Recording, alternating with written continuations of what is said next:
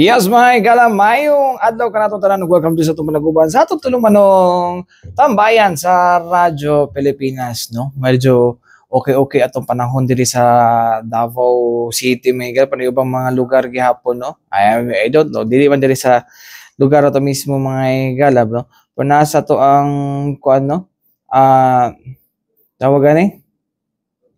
Mga lugar sa Pilipinas, no? Padayon niya pong ginaulan. So, kuan lang kayo mga igala, no? Laban lang tadiha, no? Sa ubang side, no? Anyways, mga katambayan, no? Dito, diretso mga igala, no? Kay medyo nindot niya to ang hisgutan mga igala.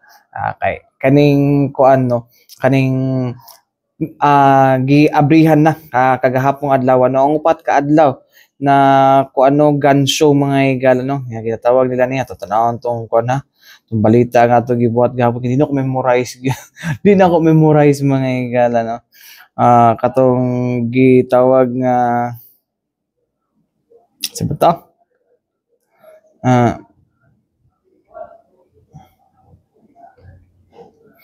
nga to diri mga igala, no? Upat ka adlaw, no, na 30th Defense and Sporting Arms Show, no, sa Davao City mga igala.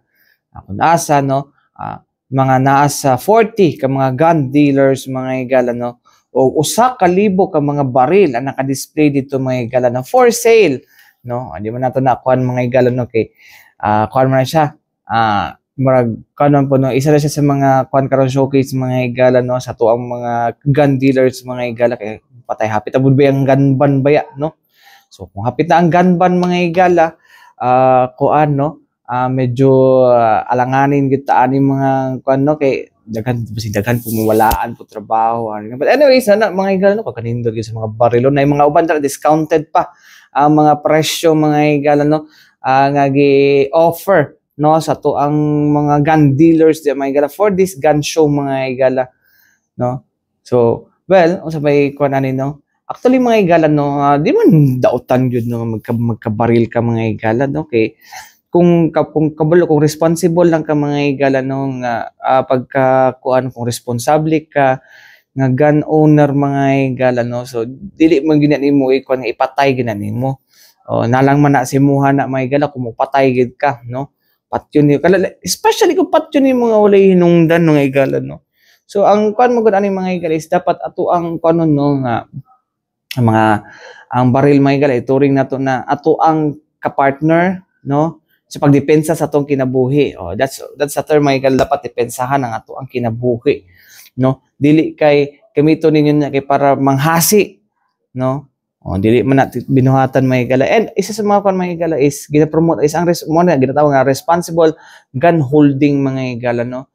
Nga unta, no, mo ni makuanan nila, no, ilang tagamtaman mga igala, no, nga kanang mo ganing kinahanglan mo kog lisensya, no, for us, no, to know na dapat kwanta, no, ang makabalo ta sa mga regulations mga igala, ma-regulate ang mga tao mga igala on the use of firearms, no, kung asa lang sila dapat, no. So dira po sa gun show mga igala, daghan og mga kuno, well, seminar nila mga mupalit sa ilahang baril, no. Itungod kuan mga igala, no, delikado jud na siya mga igala. Delikado siya kung imo siyang gamiton sa dautan, no. And anyways, mga katambayan, no, naana si kagahapon, no, mismong si kuan, no, si kuan mga igala, no, si Senator Ronald De La Rosa mga igala ang nanguna, no, sa pag-abre sa kuan mga igala, no, maong gun show mga igala. So mo ni ang isa sa mga nindot nga kuan kagahapon pod, no, kay at least nakabalo ang mga kuan, kabalo ang mga tao, no, about aning gun show mga igala. So anyways, dadari mga igala, no, daghan-daghan po mga activities po mga igala, no, ang ginakuan po karon, no, sa maong sa maong event mga katambayan, no. Anyways, mga igala, ito maglangan, no, atong paminawan naman si ang kuan, no, atong paminawan mga igala ang presidente sa AFAD or Association of Firearms and Ammunition Dealers of the Philippines mga higala no. Walay lain si Sir Alaric Topacio no. Tapos napod ay mga higala no. Napod ay kaning kauban po mga higala si Senator Ronald De La Rosa mga higala siya mga higala. Actually napoy kauban po nga kanpod sa AFAD mga higala no. Na we mean AFAD katong Association of Firearms and Development of our Firearms and Ammunition Dealers mga higala. Ato to ang ginakuan karon no. Nasa to. Nawala man. Mo na itong ginakuan karon mga higala. Well, atay lang si Sir Onya mga higala no. Anyways mga higala, paminaw na to ni nga video no. Paminaw na to ni mga video mga higala ko to. With regards sa kaning tawag nito nga responsible gun ownership mga higala og uban pa no. Tanaw na to. Tayo na on-site release. So pag naisipan niyo po na bumili ng baril ngayon, in 24 hours, maipoproseso po yan ng Firearms and Explosives Office kung saan pwede niyo na po kunin yung baril niyo kinabukasan sa Camp Katitiban. So yun yung isa sa mga program na pinupush namin for Davao, especially para mas mapabilis ang pagkuha ng baril ng ating mga kaibigan dito sa Mindanao. So in short, we have a one-stop shop. We also have a one-stop shop. So for those who do not have a license yet but are interested to get a firearm, pwede na po silang magpalisensya dito mismo sa SMX. Nandito na lahat ang neuropsychiatric, ang drug testing at ang national police clearance. So how much are we going to prepare for this, sir, Elto? So depende na yan sa inyo. Kung gusto mo maraming baril, you can pay as much as 10,000, you can pay as low as 2,000, 3,000 pesos. Okay, thank you Sir Alaric. Senator Bato, sir, we believe that ikaw kadtong usa sa mga local o mga official no, sa ato ang nasod na gun enthusiast. No? How are we going to promote gun responsible owners, sir, ng mga gun? Kung ano yung programa natin para dito, sir?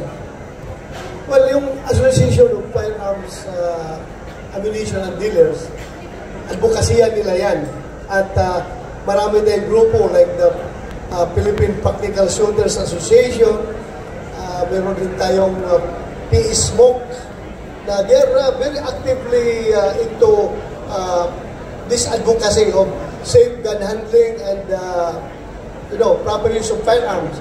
And aside from them, we have the Philippine National Police itself, na sila ang regulating agency as far as the use of firearms is concerned.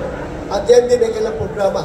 Nasa programa rin nila yan. So, marami to. This whole of nation approach ang pagdating sa gun safety ang pag-usapan. Lalo na dito sa Mindanao, no? People are very much attracted to guns. Daming gusto dito ng baril. Kaya, if you have observed, yung PNP dito, yung gun, mga firearms practical shooting associations are very much alive into that advocacy. Well, as far as legislation is concerned, we have enough laws covering such acts. Andyan lahat. Dito lang tayo medyo, hindi ko masasabi, nagkukulang, pero magkakulang lang tayo ng sa implementation. Sa implementation. Kailangan talaga i-implement properly ang batas na yan. As far as laws, nandiyan na yan. Buhay na buhay yung mga batas na yan. I don't think we need to amend those laws. Sa implementation lang tayo medyo siguro nagkukulang. Yung sabi mo nga na ang tinatamaan yung mga responsible gun owners, yung masasamang tao, hindi nahuhuli, di ba? Kasi responsible gun owner, talagang hindi yan nagtatago sa batas. Pero itong mga masasamang tao, nagtatago palagi sa batas yan, kaya mahirap hulihin. Pagdating naman doon sa about the gun ban, yun, subject to company natin ba? Pag-usapan pa natin yan. Meron tayong mga proposals na isurtin yung gun ban para with the advent of technology, hindi naman kagaya noon na ang gun ban abot ng ilang days before? 6 months before election. 6 months is too long. Eh ngayon, mabilis naman yung ating technology, yung ating Smartmatic or yung bagong technology na inanap ng Malacanang. One day, tapos ang eleksyon, malaman na kung sino nanalo. So, I don't think ganun kahaba pa rin magsasuffer yung gun industry pagdating sa gunman. Kasi sir, yun din malapit na eleksyon and then uso yung mga, well, it's in the news, yung mga ambush, tapos yung mga baril unlicensed. Yun nga, a matter of implementation yan. Kasi wala naman nangangambush yan na license na firearm ang ginamit. Lahat mga nangangambush yan, lahat ng mga nawamaril ng mga election-related violent incidents, ang gamit talaga ay hindi registered firearms. So, bakit natin isakripisyo itong mga legal at matitinong tao para lang habulin ito masasamang tao? So, dapat klaruhin natin yan. Okay. If you are to decide what is the reasonable duration for the implementation of gun ban? Actually, hindi pa namin yan napag-usapan talaga yung period. Alam mo, Joram, pagdating doon sa discussion, marami mag-i-input yan eh. Mag-i-input ang kumilik, mag-i-input ang PNP, mag-i-input ang mga gun dealers, mag-i-input yung mga gun enthusiasts, yung mga sporting, mga athletes o sports shooters. Mag-i-input din yung mga politiko, senators, congressmen. But I think the most ideal is that kung kunin natin yung number of days na decided yung isang national election. Ilang araw ba matapos yung counting? Pag na-declare na sila, I'm not so familiar kung ilang days. Kung na-declare na sila na ganitong mga winners, siguro there's no reason why we have to extend some more na ilang weeks pa. Kasi as Arik said, 6 months gun ban, very long. Tulong at alam nyo, kung mag-gun ban, hindi lang yung firearms ang apektado. Ang daming related industries na apektado. Kagaya ng explosives. Explosive para sa minahan, para sa construction, for all other legal purposes ay still mas timid dahil sa implementation of gun ban. So, kaya nga sabi natin, isipin nyo, pati yung mga workers, magiging jobless for 6 months pag may gun ban. Tingnan nyo kung ilang tao yung trabahante sa gun industry. Wala yan, mga jobless yan for 6 months. So, isipin natin yung lahat ng aspeto nito, economic side, safety side, peace and order, i-consider natin lahat yan. Basta, sigurado ako, mapag-agreehan yan during the discussion na talagang 6 months is too much. 6 months is too much. As to how short, that I cannot answer right now. For 6 months is too much time. Okay, another question, Senator. And maybe a reaction from Akay. Di ba right time na because sa nakita ko sir, ang daming gun enthusiasts dito and we are advocating for yung responsible gun ownership. And also, sa mga hindi pa nationalistic, you're encouraging mandatory ROTC. So how about making it a requirement for gun owners to be part of their service group? Is it reasonable or beneficial for the country and for the gun owners? Very good suggestion. Very good suggestion. In fact, discussions are very right for that kind of policy na if you are a gun holder, lalong-lalo along firearms, dapat maging reservist ka para mamobilize ka anytime. And I don't think merong opposition dyan sa mga, as far as the gun owners are concerned. These people are very patriotic, they are very nationalistic, and I know they're willing to die for their country if the need arise for them to be mobilized and to serve in the defense of this country. So magandang suggestion yan. Meron lang napag-usapan tungkol dyan, but kailangan pa natin i-fine-tune. Will you consider discussing in the plenary or the Senate committee or whatever? Merong discussions yan doon sa Committee on National Defense and Security. Merong discussions din dyan sa committee ko, yung Public Order and Dangerous Drugs. Maraming discussion patungkol dyan, but i-harmonize namin yan. Asahan mo, ma-harmonize yan. Okay, thanks. Sa AFAD, we have always encouraged our gun owners to help also our law enforcement.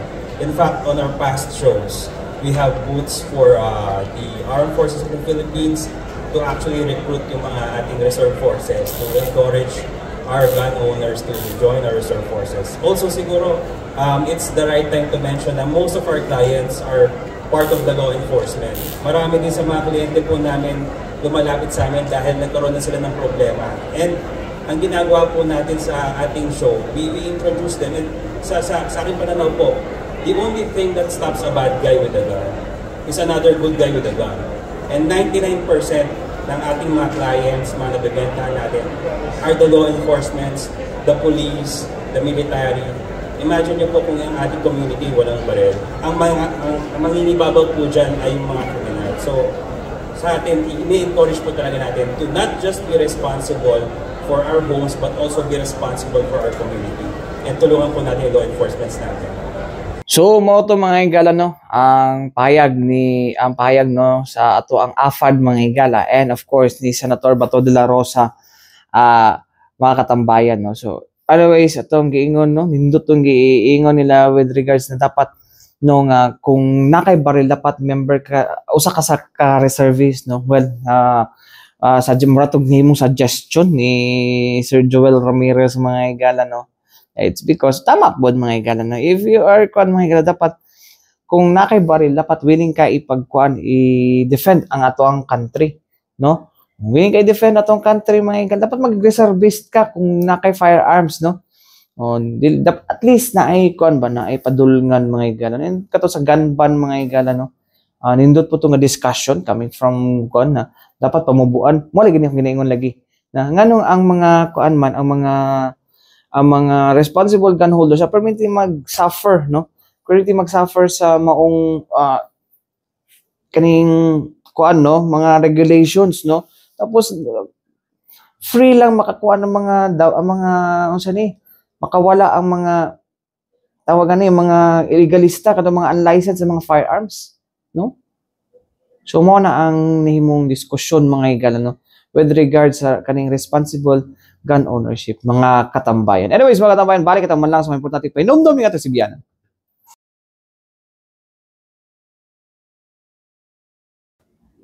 Yes mga higala, balik kita din sa itong panangguban sa itong tulumanong tambayan sa Radyo Pilipinas. Anyways mga katambayan no, din na punta sa gamay paghatog inspirasyon sa iyo ano kung nasa katong katong top 1 no sa physician licensure exam mga higala no, surprising no. Well, di man siguro surprising mga higala kay well mag-innate man siguro siya ang pagka-bright no. Ang usa ka graduate no adre sa tuwa sa Davao Medical School Foundation mga higala mo nanguna no. Well, proud ta mga higala kay tungod sa DMSF siya nag-eskwela no nga nasa Davao City, although man yung mga higala no kani si Dr. Isaac Isaac James ba siya, Isaac Jones mga higala no, kuan siya graduate siya diha mga higala, taga Kitapawan ni siya, pero proud nga wow, Mindanao nanguna top 1 pagkatibay. So mo na ang kuan to mga higala no nga digid na magmatter kung asa kang eskwelahan, magmatter na sa tao kung sa ka bright mga higala. But of course preparation sa schools o sa uban pa nga mga actually magmatter na mga higala no, pero pag-abot sa execution na no, mo na siya isa sa mga isa sa mga kaning isa sa mga nindot na paminahon ba no, bisan dili ang mag-matter man ang school mga igala, pero depende gina sa tiyaga po sa tao, no? Oh, gwapo siyang mga tubag kagahapon sa press con mga igala si Dr. Dr. Orig, no? Isaac Jones Orig, ato. Atong kuan ato tanawon mga igala, no? Unsa naman yung kuan karon eh? Unsa naman ni si Dr. Isaac Orig, no? Sorry kayo, Doc, ha. Ay, nawa man. Nawa, di ay, bantog na mo dito, problema ganiha di ay. Ginawa ang Wi-Fi, nawa, gidi ang Wi-Fi. Oh. Nawa, gidi ang Wi-Fi. Ay, dahil lang yun mga igala. Doctor, ako itong ko na, Doctor, Isaac Orig. Kuya siya og kan mga igala story kay siya katong sa elementary pa daw siya, no, feeling niya kay pasang awa ra daw ay kanang pando niya pasang awa ra gid daw siya to elementary niya. Tong high school na discover siya nga kuan Isaac Edron Jones Orig mga igala, no, kita na ko sa iyahang kuan no, nakakuha og 89.33 rating mga igala, no. So actually akuan kayo kanang very kuan kayo si Doc mga igala, no, very humble, wala kay ere kato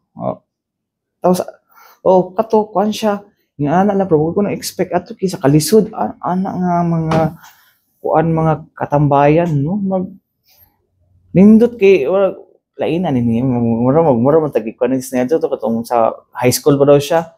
Nangyay siya tingal siya kanon siya daw kuno ipa-apply sa math contest daw kuno nga bugo man daw siya pero nag second place. Bugo pa siya ana ha.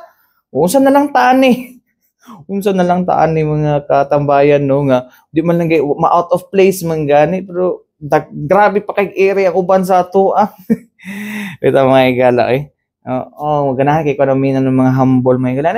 Besides aside sa pagiging top 1, top notcher sa physician's licensure exam, nag-top 1 po siya mga igala sa medtech board exam, no? And then ang twist ana, nag-top 7 siya sa medtech board exam, no? Nga gisabay na niya sa iyang first year sa iyahang med school. Partida, di ba? Anyways, mga igala, ato paminaw, no, ang nahitabong press conference kagahapon mga igala, no, dito sa Davao Medical School Foundation mga igala, no, kauban si Dr. Isaac Jones Orig mga katambayan. Paminaw na to. So contrary to popular belief, preparing for the board exam not only starts during the review season. So because a lot of students I have this mistake na doon lang sila magpa-prepare sa board exam during the review. So actually, you prepare for the board exam the minute you enter school.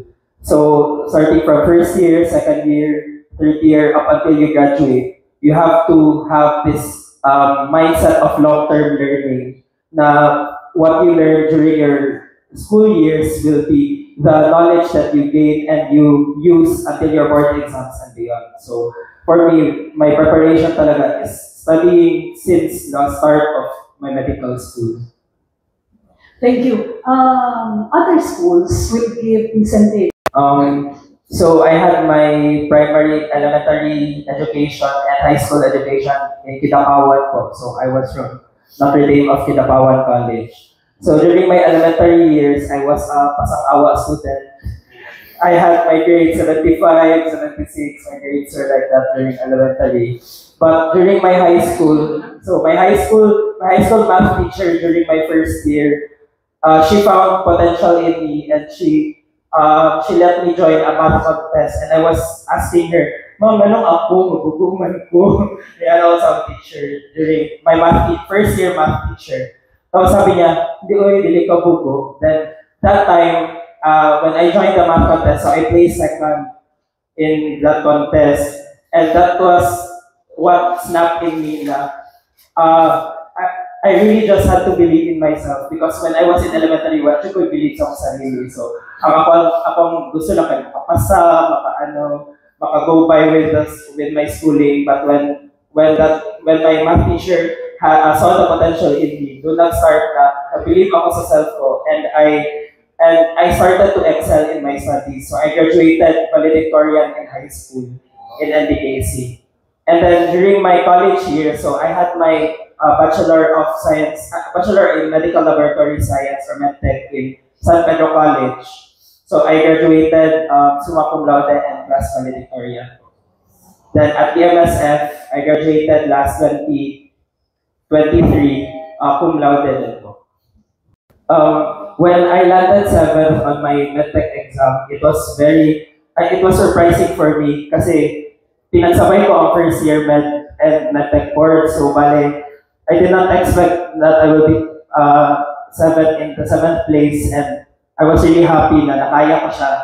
I achieved that during my first year. So I thought to myself na pag mag-take na ako ng physician's licensure exam, since I did not have the distractions na say no MedTech na sabay ang MedTech and medicine, so ngayon I can focus solely on the board exams for med.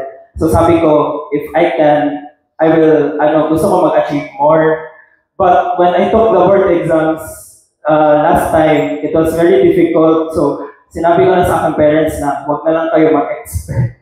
So I told them, ready nyo na lang self nyo, huwag na lang kayo mag-expect. So, but when the results were released, so I was very happy and relieved. And my parents were also very happy. Sabi mo kanina sir, is yung parang yung start ng preparation niyo for the board exam, started nung nasimula ka first year sa yung med school. And then parang ano po yung mga naging, pwede ba maka-share mo sa mga tao, ano yung naging study habit niyo, and yun nga, nag-resulta sa pagiging top-notch niyo for sa last physician's licensure exam. So ako po, I really don't have a rigid na study habit na ganito talagang sinusunod ko. But whenever I feel like ma-feel ko na productive ako ngayon, so I will study. Parang ganun po ang ko. Hindi ko po pinipilit ang sarili ko na kapag I feel tired, I feel na hindi ako productive, hindi ko talaga pinipilit ang sarili ko. Because when I study during that time, parang wala din siyang effect for me. So for me, dapat you have to know your peak study hours. So ako, I want to study sa gabi, mga 9 p.m., 10 p.m., 1 a.m., dyan ang aking peak na study hours. So yun din ang isa. Then I also try to integrate everything. So I do not solely memorize. So ako kasi admittedly, I am not very good at memorization. I-memorize ko siya 1, 2, 3, 4, 5. It's very difficult for me, but I integrate everything. So, yung mga alam ko sa ibang subjects, I relate it to what I'm studying para for me, it's easier to memorize. So, understanding po kasi is very good for long-term memory for me. Curious na ako, sir.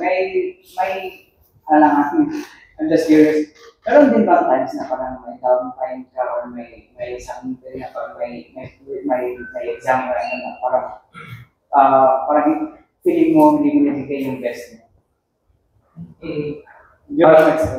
During med school, yes po, there will be a lot of time. Actually, there are a lot of times na maghinayang ka sa sarili mo because as we all know, med school is very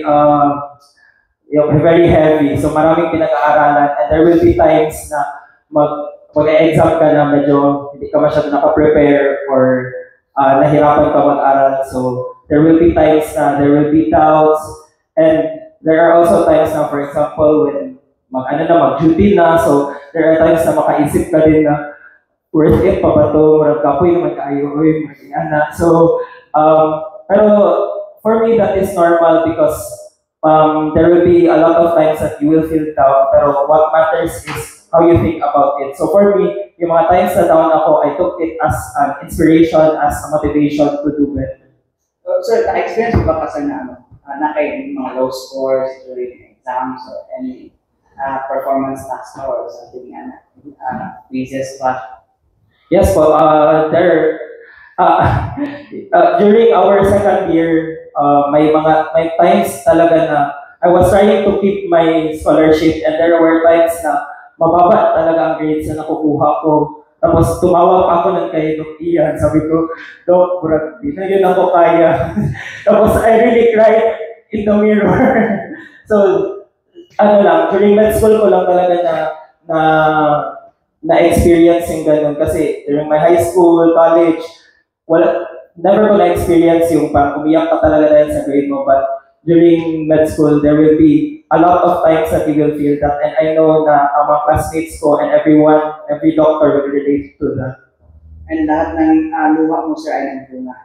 Yeah. So, thank you po. So, mga to mga katambayan, no? Hindi to yung giingon dito nga kuan lang yun, no?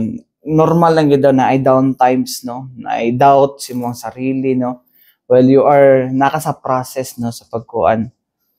Pero moto na never gid ka dapat mawalaan no pag-asa, no?